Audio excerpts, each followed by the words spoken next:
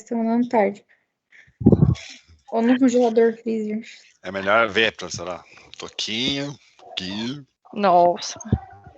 Vou nem abrir a minha, que eu tô de roupãozinho, debaixo da coberta. Eu vi agora no jornal que tava nevando em Gramado, né? Sim. Imagino que por aí deve estar bem frio. E aqui calor. Aqui, 7 graus. Aqui tá 26. Ótimo.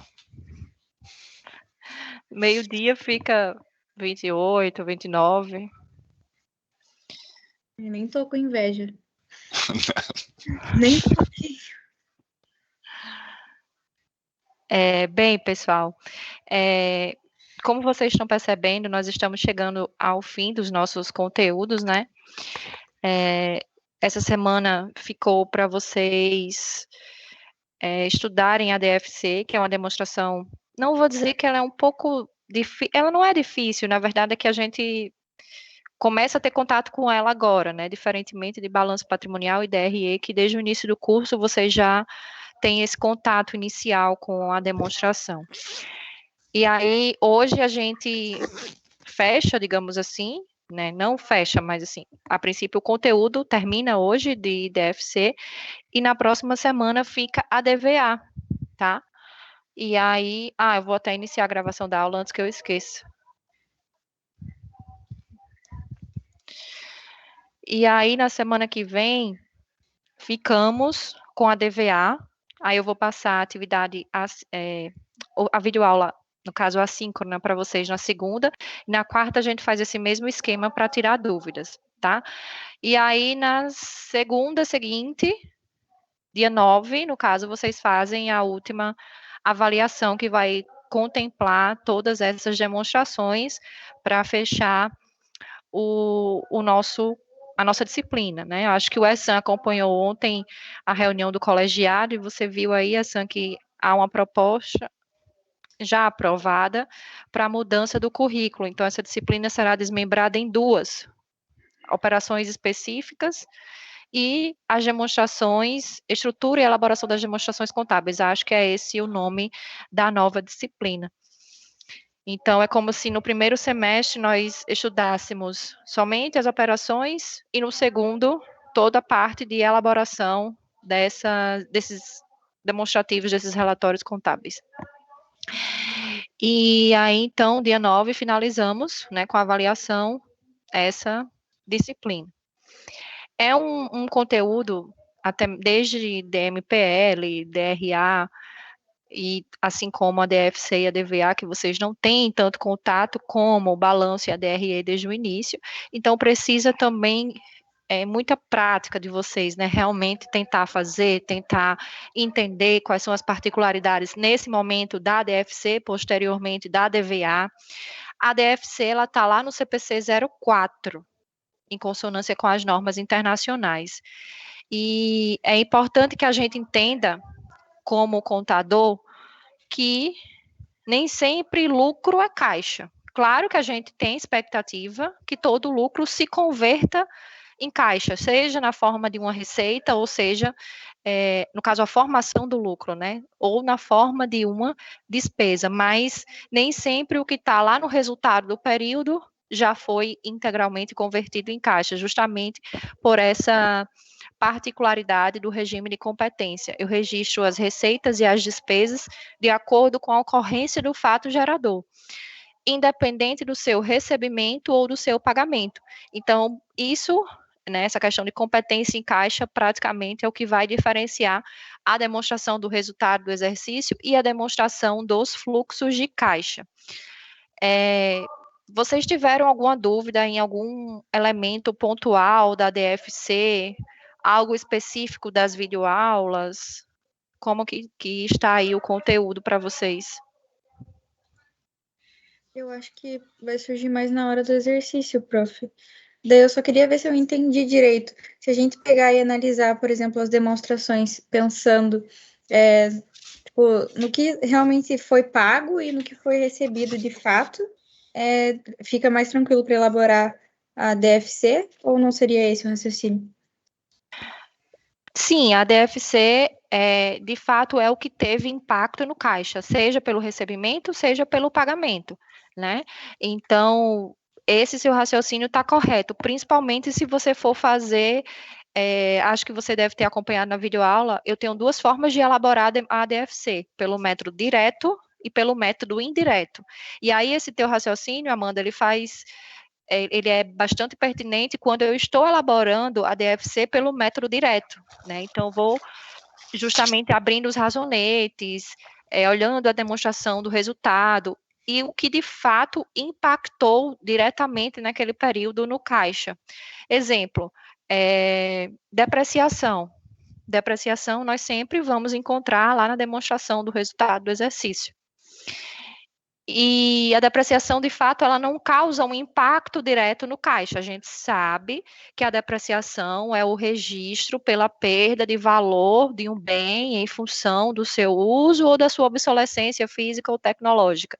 Mas, de fato, a gente não paga a despesa de depreciação. Então, ela não causa esse impacto direto. Por isso que eu falo que esse seu raciocínio, ele é bem pertinente quando a gente está falando da DFC.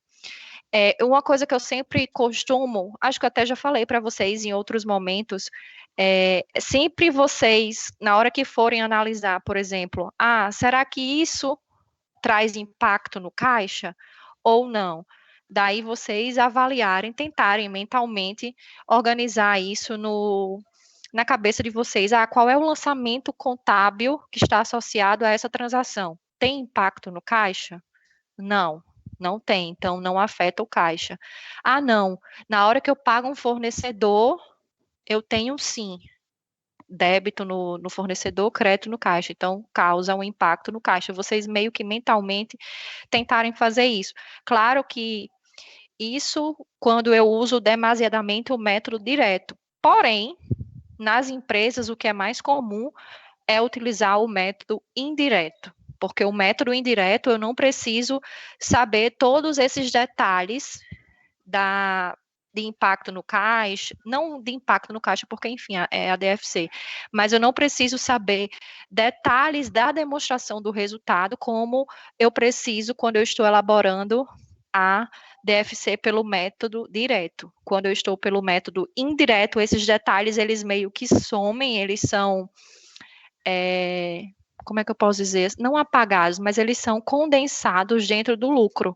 Então, o método indireto, ele já vai presumir que tudo que está lá no resultado afeta o caixa. E aí, justamente, é essa a finalidade do lucro ajustado para fins de elaboração da DFC pelo método indireto. O que está lá no lucro que não interfere no caixa. Ou o que está lá no lucro e não é atividade operacional, tais como ocorre respectivamente com a depreciação e com o ganho na venda do imobilizado. A depreciação, sim, ela não afeta o caixa, né? Não há o desembolso financeiro pelo pagamento da depreciação. E o lucro na alienação do imobilizado, ele não é uma atividade operacional. Quando nós estudamos a ADFC, vocês viram que cada transação, ela é classificada. Não, as transações em geral são classificadas em 3 grandes grupos: atividades operacionais, de investimento e de financiamento. Então, quando a empresa ela tem seus ativos de longo prazo, seu imobilizado, uma propriedade para investimento, e ela faz alienação desses elementos, isso aí entra dentro da DFC como uma atividade de investimento, tá? E aí começam, de repente, não confundam essa questão, por exemplo, imobilizado é investimento? Somente para fins de DFC, essa classificação dentro desses 3 grandes grupos de atividade. E as atividades de financiamento são aquelas que estão relacionadas, né, aos financiadores de capital da empresa, seja de capital próprio ou seja de capital de terceiros, seja o próprio capital social, seja através de empréstimos, pagamento de financiamentos e afins. Então, Amanda, faz sentido o que você falou, mas é muito mais explícito quando eu estou elaborando pelo método direto, porque pelo método indireto eu só faço o ajuste do lucro pelo que não afeta o caixa ou pelo que está lá no lucro e não é atividade operacional. Entendi, prof. Obrigada. De nada. Mais alguma dúvida? Eu fiquei com uma dúvida, professora. Pois não. Ali no slide 17, lá do primeiro vídeo, Tá, peraí, deixa eu abrir aqui. Pode continuar. A professora explica ali as atividades operacionais do financiamento e de empréstimos. Aí tem lá um passivo circulante, né, financiamentos a pagar, e o passivo não circulante, empréstimos a pagar. Peraí, essa qual é o slide? Eu acredito que seja o 17. Tá. Porque aqui no PDF é a página Tá, 17. eu tô com o PDF. Tá. Tá. Esses 5.000 ali, a professora falou assim, não, falou assim, isso aqui provavelmente houve o pagamento desse valor, desses 5.000 do passivo não circulante. Ele não poderia também significar que houve a transferência do passivo não circulante para o circulante? Poderia ser considerado uma transferência também. Nesse caso aqui, o saldo inicial era 50 mil, 15 mil foi um novo empréstimo que ele vai pagar a longo prazo. Esses 10 mil seriam as despesas financeiras que estão lá na demonstração do resultado, e esses 5 mil possivelmente foi algo que ele quitou. Assim, muito importante sua observação, poderia ser também uma transferência. Para a gente saber exatamente se foi uma transferência, aí teríamos que olhar é porque não tem empréstimos do circulante, né? Mas teríamos que olhar o razão do empréstimo de circulante, e aí se tivesse o recebimento dessa transferência, aí sim não teria causado um impacto no caixa, mas somente uma transferência de longo prazo para curto prazo. Muito bem. Tá. E na hora da apresentação da DFC, que você tem lá o operacional, investimentos, as contas que aparecem ali dentro, ela tem uma ordem para ser seguida ou posso... Não, em geral, não tem uma ordem.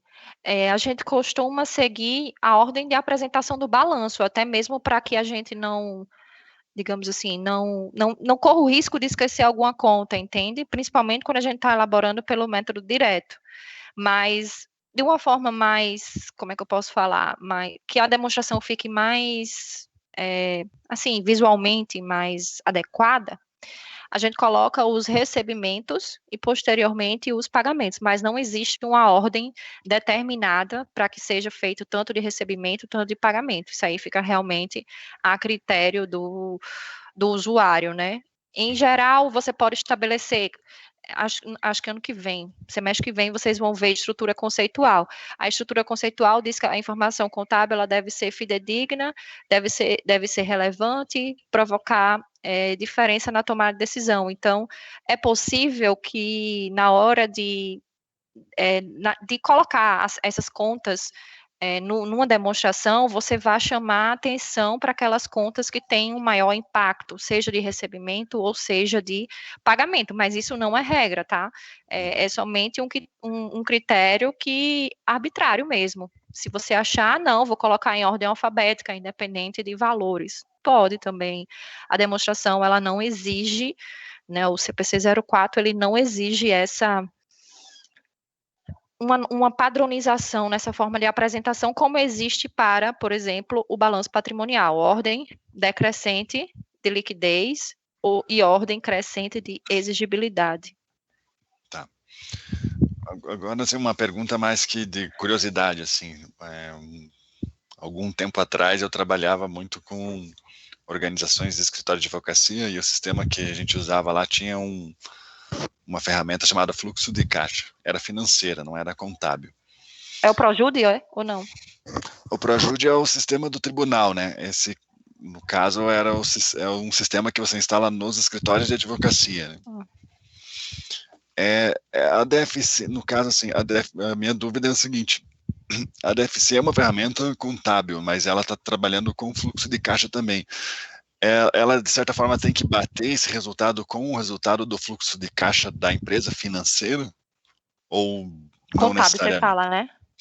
A DFC é uma informação contábil, daí eu tenho lá um fluxo de caixa financeiro. Sim, entendi o que você falou. Né? Eles têm que ser equivalentes, tem que bater, sabe, essa informação, ou não necessariamente? É que, assim, pelo que você está falando, essa informação que está lá nesse sistema financeiro que vocês utilizam nos escritórios de advocacia é como se fosse um livro caixa, onde vai ter os registros de todas as entradas e todas as saídas de caixa. Exatamente. É como, imagine assim, grosseiramente também falando, imagine um caixa de supermercado ou uma loja. Todo o início abriu a loja ou abriu o caixa do mercado, vai ter que dizer, aqui tinha tantos reais. No final do dia, aconteceu isso, eu paguei fulano, ciclano, recebi de Beltrano, tem Y, né? Então, isso tem que bater. Agora, o que acontece? Normalmente, esse livro caixa, essa informação financeira que vocês têm nos escritórios de contabilidade, assim como qualquer outra pessoa que tenha um fluxo de caixa, o que normalmente ocorre é que ela não está segregada, né, naqueles 3 grupos de atividades, como exige a demonstração. Mas é uma tentativa, um esforço, né, para que eu tenha um controle de tudo aquilo que afetou o caixa num determinado período. Então, é como se fosse uma demonstração mais simples, somente colocando registros de entrada e saída de caixa. Claro que, contabilmente, a gente tem outras ferramentas, né, para dar suporte à formação desse demonstrativo. E também a gente não vai com base somente no diário, né, nem do razão, a gente analisa toda a formação da conta, como que chegaram aqueles valores, o que é juros, o que não é, entende? Então, é como se esse fluxo financeiro que você está falando, ele fosse mais simples, mas ele deveria, pelo menos, né, imagino razão da conta caixa e equivalentes, ele deveria ser, sim, igual ao caixa produzido ou gerado na DFC mesmo. Eu imaginei isso, mas eu falei assim, será que não tem alguma... Logicamente que nem todas as empresas, a gente sabe que não atuam fiscalmente da maneira correta. Então, aí daria diferença entre o contábil e do financeiro, né? Mas na teoria deveria bater, né? Ambos e as grandes empresas, SAs e tal, deveria bater, né? Mas é que assim, se for uma empresa que ela, pelo que você está comentando aí, ela faça alguma sonegação fiscal, ela não vai nem deixar passar no caixa, entende? Às vezes vai, né? Sabe que tem, né? Ela vai deixar se por acaso ela quiser, né? Como é que eu posso dizer? Num deslize, num descuido, que nem minha tia. Minha tia era auditora do Estado há um tempo atrás, hoje ela é aposentada, e uma vez ela chegou numa loja, tipo uma relojoaria aqui no Estado. E aí ela pediu o borderô de duplicatas, isso faz o quê? Uns 30 anos, 25 anos mais ou menos. E simplesmente a vendedora entregou todas as duplicatas a ela, para ela auditar tudo que ela quisesse. E na verdade tinha umas vendas naquele bolo de duplicatas que não tinham sido faturadas, tinham sido sonegadas. E essa funcionária, minha tia, ficou sabendo que depois desse episódio ela foi até demitida. Então, assim, são as coisas que não devem aparecer, mas se não for realmente um funcionário capacitado e que não capacitado para fraudar, né? Mas no sentido de saber o que está fazendo, ele vai realmente deixar isso ser muito transparente. Entendi. Obrigado, professor. De nada. É que nem essa, uma vez eu vi, isso aconteceu, foi um fato real. Não sei se vocês, por já estarem fazendo um curso de contabilidade, se já se depararam com situações do tipo, na época de entrega de declaração de imposto de renda de pessoa física, de virem tirar dúvidas com vocês e tudo mais. Aí aconteceu com uma conhecida minha, um cliente dela do escritório, ele não tinha renda compatível, digamos assim, não tinha... Digamos que ele tivesse um patrimônio, sei lá, de 100 mil. E aí ele estava fazendo gastos absurdos de um cartão de crédito de, vamos imaginar assim, 10 vezes o patrimônio dele, uma coisa que não era, digamos, compatível com o que ele estava declarando ao fisco. E aí a gente até conversando depois, ela falou, mas esse cara é muito burro, porque ele não declarou várias coisas, né? Depois ela até largou ele, não fez mais não era mais contadora dele, né? Porque descobriu que ele estava lavando dinheiro. E ela disse que não queria ser penalizada por isso.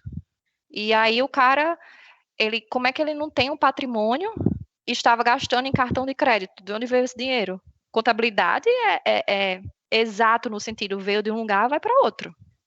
Se você não tem patrimônio, como é que você está gastando em cartão de crédito? Né? Então, algo de errado não estava certo. Sim. A minha mãe, eu acho que eu tinha na época, uns 19, 20 anos, eu estava fazendo física ainda na época, e aí ela veio para eu fazer o imposto de renda dela. Eu não entendia nada de imposto de renda naquela época, eu nem fazia nem o meu mesmo, não ganhava para fazer imposto de renda. Aí quando eu coloquei as duas, ela trabalhava em 2 empregos, aí quando eu coloquei as 2 rendas, ela subiu de faixa e teve que pagar um valor maior. E aí, como eu não entendi, eu falei assim, mãe, a senhora vai ter que pagar. Mas como que eu vou... Ela falando, brigou comigo. Como que eu vou ter que pagar? Minhas amigas fazem, elas sempre recebem, não sei o quê. Eu falei assim, então vamos fazer o seguinte, vamos tirar uma renda aqui e daí você... o que aconteceu? Passou uns anos lá, pegou a cartinha da Receita Federal para ela pagar. Depois ela veio brigar comigo. Aí eu tenho que pagar. Mas também você mandou fazer, eu nem conhecia, não sabia nada. Isso foi lá em 2003, negócio. Agora ela vem já, não, agora quando ela vai, agora eu já faço, né, o meu imposto de renda há alguns anos, e aí ela traz da contadora dela para mim, ela me chama, vê se tá certo aqui, ó, só me deu esse ano, só retornou isso aqui, é isso mesmo? Não, é isso mesmo, mãe, fica tranquilo. Não, dessa vez o leão não vai te pegar, é que nem meu pai. Meu pai manda eu fazer o imposto de renda dele. Aí, às vezes, ele vai nos contadores aqui, quando eu não tô aqui perto, quando eu não tô aqui em Natal, né? Ele vai nos contadores, os contadores fazem umas baboseiras, assim, umas coisas nada a ver. Mas você sabe, né? Som de casa não faz milagre. Exatamente. Foi que nem uma vez ele foi abrir uma empresa, um Eireli, ou seja, ele era o único sócio. Aí ele tinha uns terrenos que meu pai constrói, ele tinha uns terrenos e esses terrenos deveriam ser o capital social da empresa. Eu falei para ele, pai, abra essa empresa que você vai abrir, a Eireli, integraliza o capital com os terrenos, ao invés de ser em dinheiro. Aí ele foi no contador fundo de quintal, o contador disse, não, o senhor escritura o terreno, resumindo a história, ele vendeu o terreno, ele pessoa física, para ele pessoa jurídica, sendo ele o único sócio. Aí quando vem me dizer, né, já tá assim, o caos. Mas, como você disse, santo de casa não faz milagre. Mas aí ele teve que pagar imposto todo sobre a venda, né? Não, ele pagou todas as taxas do cartório. Ele não pagou exatamente o IR sobre ganho de capital porque foi sem lucro, né? Ele vem, digamos assim, ele passou para a pessoa jurídica o terreno pelo valor que ele comprou, mas teve que pagar todas as taxas do cartório, toda aquela questão burocrática que ele teve que fazer, uma coisa que era relativamente simples. O que não fez o maior sentido ele fazer isso. O governo agradece. E o dono do cartório também. Também. E aí, pessoal, mais alguma dúvida em relação à DFC? Ficou claro para vocês os conceitos de caixa e equivalentes à caixa, que para fins de DFC não é somente o que a empresa tem em caixa em si, mas o que é considerado também como um equivalente à caixa. E aí o CPC traz essa definição. Equivalente à caixa pode ser uma aplicação financeira de baixo risco, né, não pode ter risco significante de mudança de valor. Isso implica dizer que uma aplicação em renda variável em bolsa, né, em ações, não é considerado como equivalente à caixa. Tem que ter alta liquidez, ou seja, alta capacidade de se converter em caixa, em dinheiro.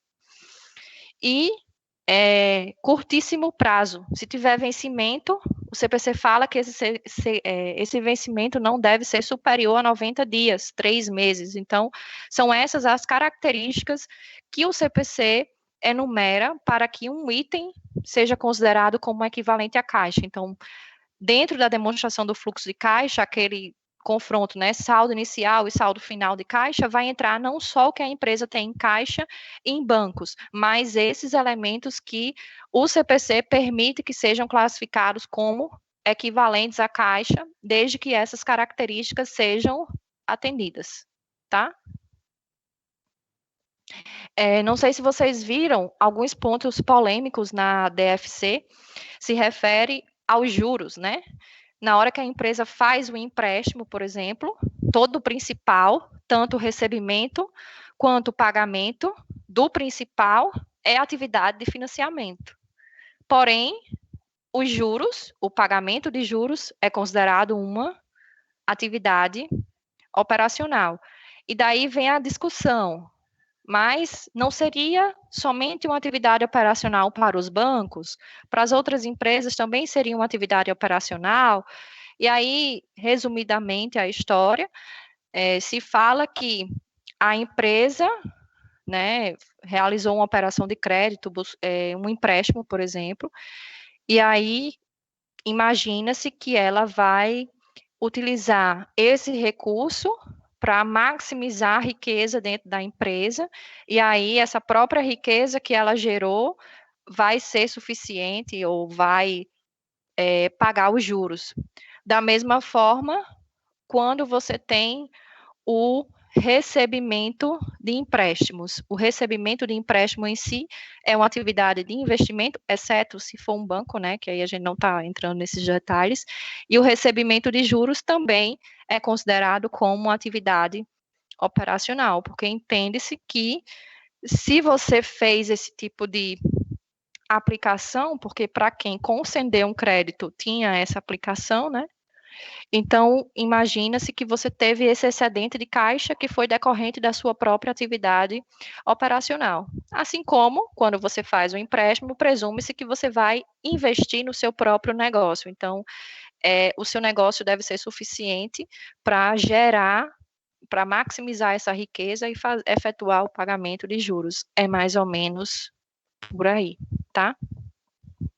Uma outra questão que a professora colocou lá no vídeo é do financiamento que a própria empresa recebe na conta e depois faz o pagamento. Aí até a professora perguntou lá se alguém já tinha passado por isso. Eu já passei por uma dessas quando fiz um financiamento de um carro. Eu era correntista do Itaú.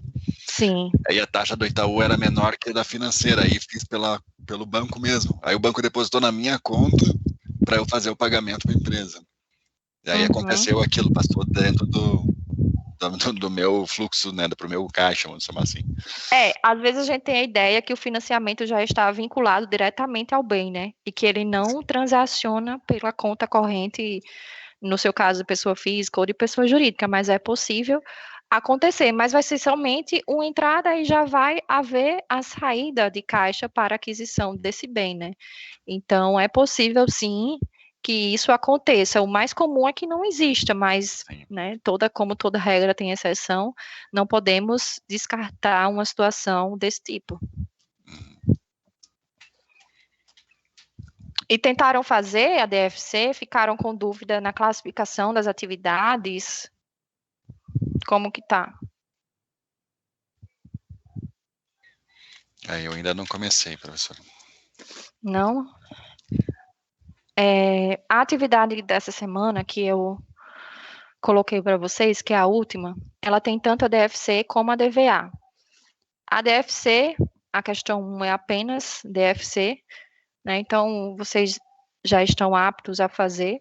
A segunda também vai ficar pendente só a DVA, que com a aula de segunda, né, da demonstração do valor adicionado, vocês conseguem complementá-la. A DVA, ela é, de certo modo, mais fácil, porque ela, imagine como se fosse o PIB da empresa, né? Como que a riqueza foi gerada pela organização naquele período, naquele ano, e como essa riqueza ela foi distribuída entre 4 agentes. Não é colaboradores, usa outro nome agora, esqueci. Não é funcionários também. Vou abrir aqui a estrutura da DVA para me lembrar.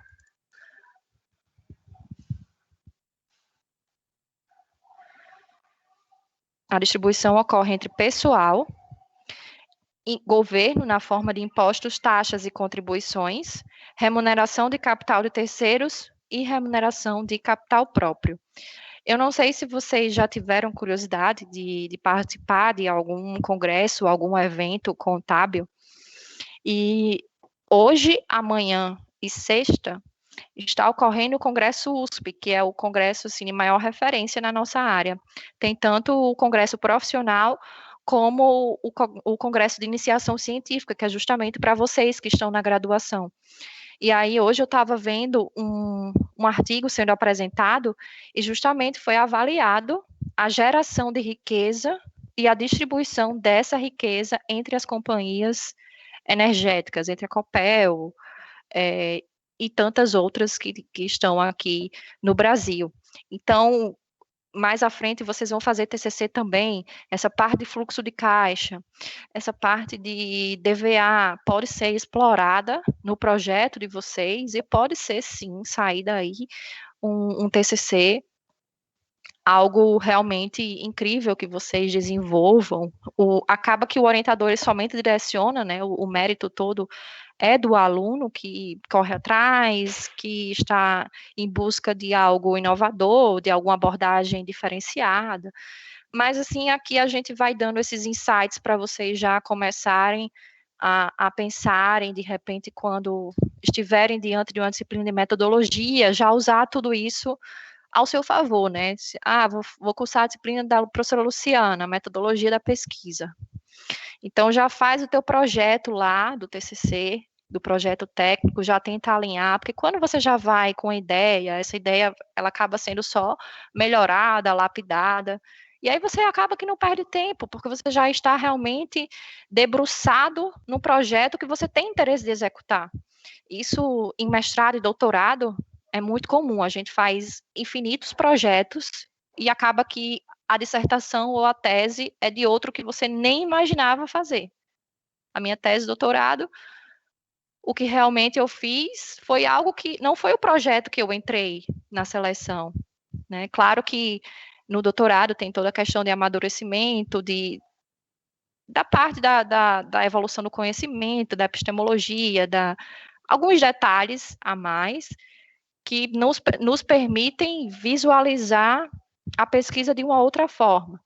Mas, assim, claro que quando a gente consegue ir se dedicando àquele mesmo tema, aquela mesma área de pesquisa, tudo isso facilita, até porque a gente vai, como é que eu posso dizer? Não é detalhando, mas nós vamos nos especificando, nos especializando naquele assunto. É igual vocês começarem a estudar a DFC. Comecei a estudar a DFC, agora eu quero avaliar a DFC dos bancos. Daqui a pouco vocês já estão avaliando a DFC de outros segmentos. Daqui a pouco vocês já têm condições de comparar cada um dos segmentos que vocês estudaram e perceber quais são as semelhanças e as diferenças entre eles. Então, isso a gente só consegue com dados, né? Com avaliações em mão, com esses estudos que nós vamos realizando, tá? Algum comentário, alguma pergunta?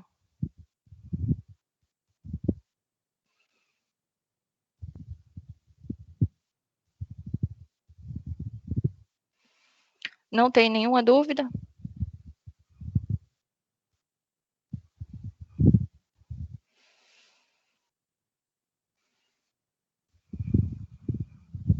Bem, pessoal, então, se vocês não se manifestaram com dúvidas, com questionamentos em relação à DFC, eu encerro o nosso encontro de hoje. Eu peço que, caso ainda não tenham assistido às videoaulas, assistam, e caso surja alguma dúvida, algum questionamento, entrem em contato, tá? A atividade de frequência já foi postada para vocês, vai contemplar esse assunto de DFC, como também de DVA, que é o assunto da semana seguinte, tudo bem? Professora? Oi. Daí a aula de DVA vai ser assíncrona na segunda-feira, é isso? Isso, a videoaula. Às 7 Daí horas No horário que seria da aula, vai ser o horário Do da vídeo, videoaula. eu vou postar o vídeo. E na quarta a gente se reúne nesse horário, caso vocês tenham alguma dúvida, algum questionamento. E como o assunto da atividade é DFC e DVA, eu estendi o prazo. No caso, vocês vão ter até a próxima quarta para entregar essa atividade. Porque eu não vou colocar o vídeo da DVA antes de sábado, então eu não poderia cobrar a DVA sem passar o conteúdo para vocês, entende?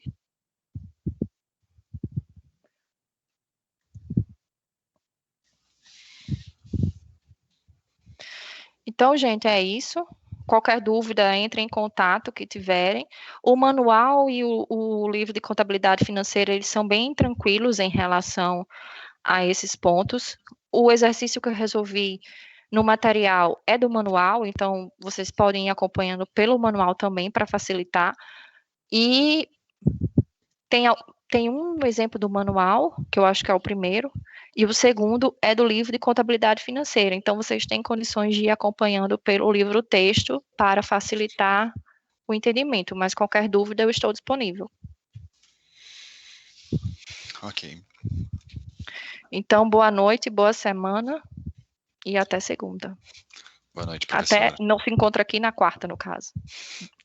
Boa noite. Curtam o frio. Ah, sim. Tchau, tchau. Já.